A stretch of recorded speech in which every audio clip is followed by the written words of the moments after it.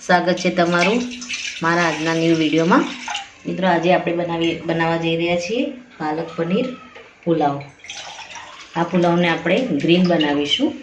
તો એના માટે એક વાસણમાં મેં 2 ગ્લાસ જેટલું પાણી લઈ લીધું છે અને બાસમતી ચોખાને આપણે 10 થી 15 મિનિટ માટે પલાળી અને મૂકી દીધા છે।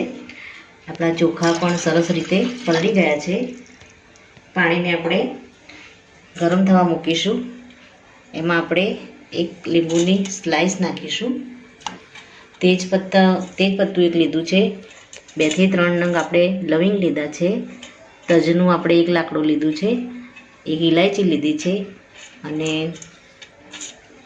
ચક્રફૂલ આપણે એક લઈશું અને જીરું આપણે આમાં એડ કરી દઈશું। આ બધા જ મસાલા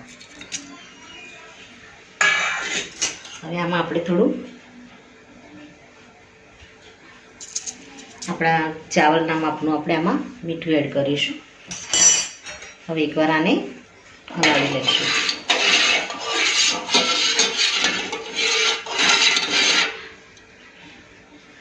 આપણે જે ભાત પલાળીને રાખ્યા છે એને આપણે આની અંદર એડ કરી દઈશું।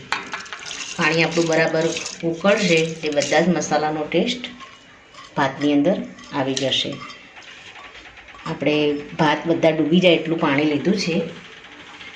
ભાત આપણા સરસ આમાં કૂક થાય 60 થી 70% આપણે આમાં કૂક કરી લઈશું।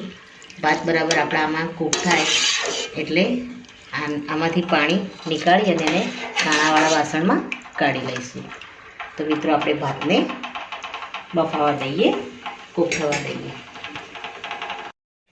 મિત્રો આપણા ભાત તૈયાર થાય ત્યાં સુધી આપણે પાલકને પણ બોઇલ કરી લઈશું। તો પાલકને મેં સુધારી અને સારી રીતે 2 થી 3 પાણીથી ધોઈ લીધો છે। આપણો પાલક ડૂબે એટલું આપણે આમાં પાણી લઈશું। એમાં આપણે પાલકના ભાગનું મીઠું એડ કરી દઈશું અને પાલકને આપણે 50 ગ્રામ જેટલો પાલક લીધો છે એને આપણે આમાં એડ કરી અને આપણો પાલક સોફ્ટ થાય ત્યાં સુધી આપણે એને બોઇલ થવા દઈશું। આને પણ આપણે એકવાર આ રીતે હલાવી દઈશું જેથી ગરમ પાણીમાં પાલક ડૂબી અને સારી રીતે એકદમ સોફ્ટ થઈ જશે। મિત્રો આપણા ભાત એકદમ સારી રીતે કૂક થઈ ગયા છે। આ રીતે જ આપણે આને 60 થી 70% જેટલા જ આપણે આને કૂક કરવાના છે। હવે આને આપણે ખાણાવાળા વાસણમાં ટ્રાન્સફર કરી દઈશું જેથી કરીને આપણા ભાત બધા એની જે પાકવાની પ્રોસેસ છે એ અટકી જાય અને આપણા ભાત એકદમ છૂટા છૂટા થઈ જાય।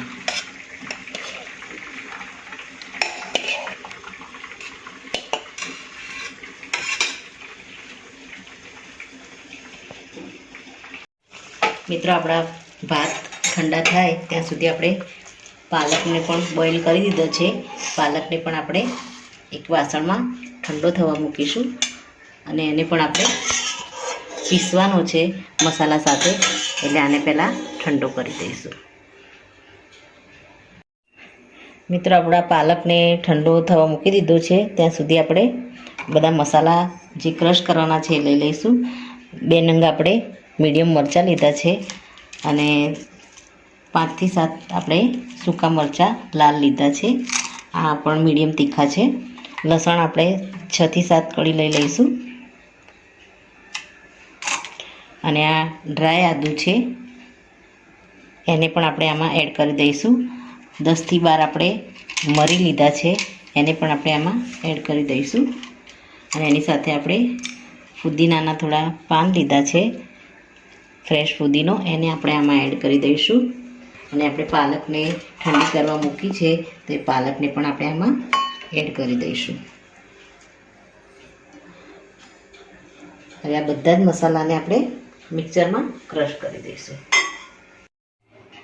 મિત્રો આપણે પાલકની પ્યોરી રેડી કરી દીધી છે। હવે આપણે વઘારની શરૂઆત કરીશું। તો સૌ પહેલાં તો એક હાંડીમાં આપણે તેલ લઈ અને આપણે પનીરને થોડું ફ્રાય કરી દઈશું.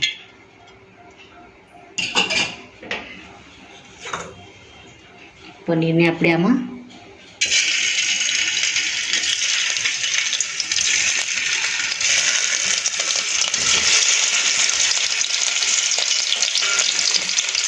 થોડો એનો કલર ચેન્જ થાય એ રીતે આપણે આને ફ્રાય કરી દઈશું.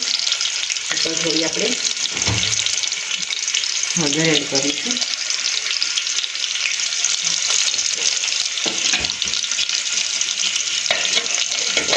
અને સારી રીતે હલાવી દઈશું.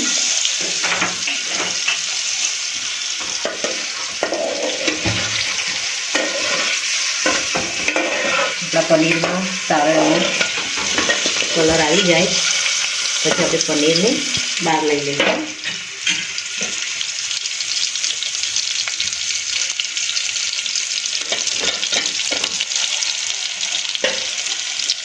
આપણું પનીર ફ્રાય થઈ ગઈ છે અને આપણે એક વાસણમાં અલગ લઈ લઈશું. આપણે તેલમાં થોડી કિસમિસ એડ કરી દઈશું અને 8 થી 10 નંગ આપણે કાજુ એડ કરી દઈશું. એ પણ આપણા ફ્રાય થાય એટલે આપણે એને પણ અલગ વાસણમાં લઈ લઈશું. મિત્રો આપણે કાજુ અને કિસમિસને પણ ફ્રાય કરી અને નીકાળી દીધા છે. હવે આપણે એમાં બીજું થોડું તેલ એડ કરી અને આપણે બીજા વેજીટેબલને ફ્રાય કરીશું. તો સૌપ્રથમ તો આપણે મીડિયમ સાઇઝની એક ડુંગળી લીધી છે. એને આ રીતે મોટા મોટા પીસમાં જ કટિંગ કરી લીધી છે અને મીડિયમ કેપ્સિકમને પણ આપણે આ રીતે મોટા પીસમાં કટિંગ કરી લીધું છે. એને આપણે આમાં એડ કરી દઈશું.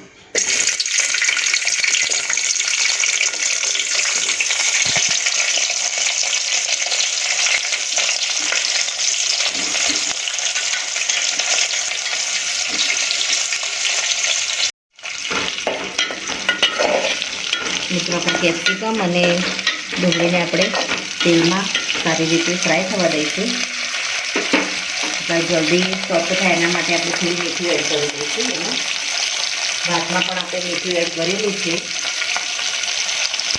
અને પાલકમાં પણ આપણે મીઠું એડ કર્યું હતું એટલે આપણે ટેસ્ટ મુજબ આપણે મીઠું એડ કરી દઈશું.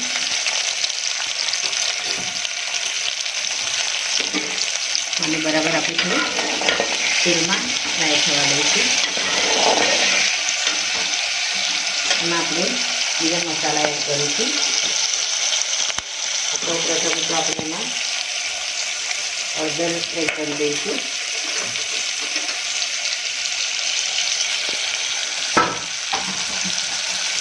હજી પણ જેટલી આપણે આમાં હળદર એડ કરીશું.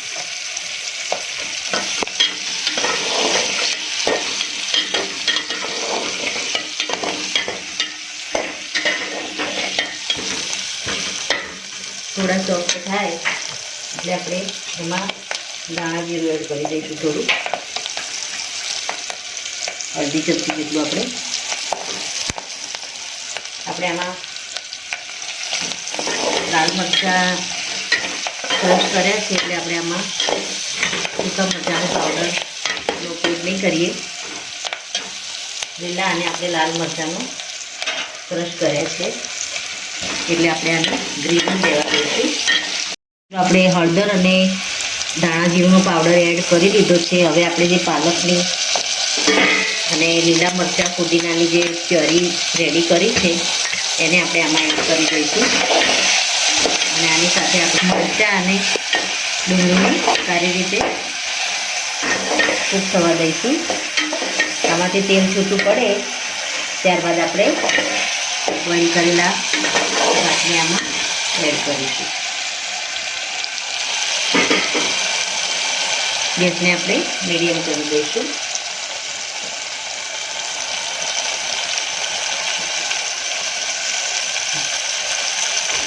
આપણને મસાલા ચોંટે એવું લાગે તો પછી એમાં આપણે થોડું પાણી પણ એડ કરીશું જેથી આપણા કેપ્સિકમ અને ડુંગળી એકદમ સારી રીતે કૂક થઈ જાય.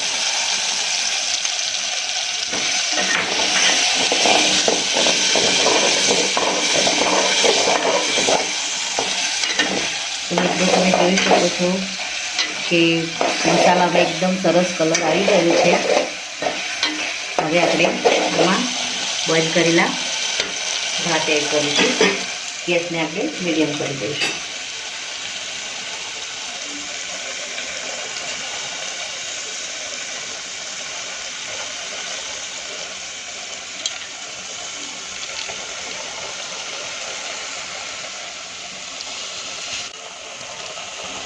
મિત્રો મસાલાની એટલી સરસ સુગંધ આવી રહી છે. આ પુલાવ આપણો એકદમ સરસ મસાલેદાર બનીને રેડી થશે. આપણે એકવાર ચાવલને મસાલા સાથે હલાવી લઈએ.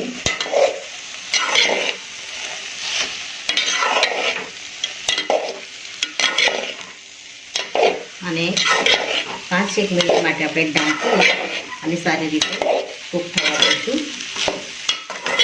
કારણ કે આપણે 70% જેટલો પુલાવ કૂક કર્યો છે. મિત્રો આપણે ભાતને વરાળે સ્ટીમ થવા મૂક્યો હતો, તો 1-2 મિનિટ માટે આને ફરીથી ચેક કરી લઈશું. તો આપણો ભાત એકદમ સરસ રીતે તૈયાર થઈ ગયો છે. હવે આપણે ગેસને બંધ કરીશું અને ઉપર આપણે જે પનીર અને કાજુને આપણે જે ફ્રાય કરીને રાખ્યા છે એને આપણે આમાં એડ કરી દઈશું.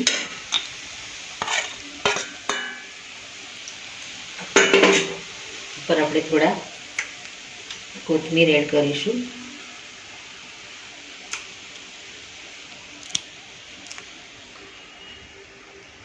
હવે આપણે આને ઢાંકી એના વાસણ ઉપર થોડું આપણે પાણી એડ કરી અને 1-8 મિનિટ માટે આને ધીમા તાપે થવા માટે મૂકીશું. તૈયાર થઈ ગયો છે.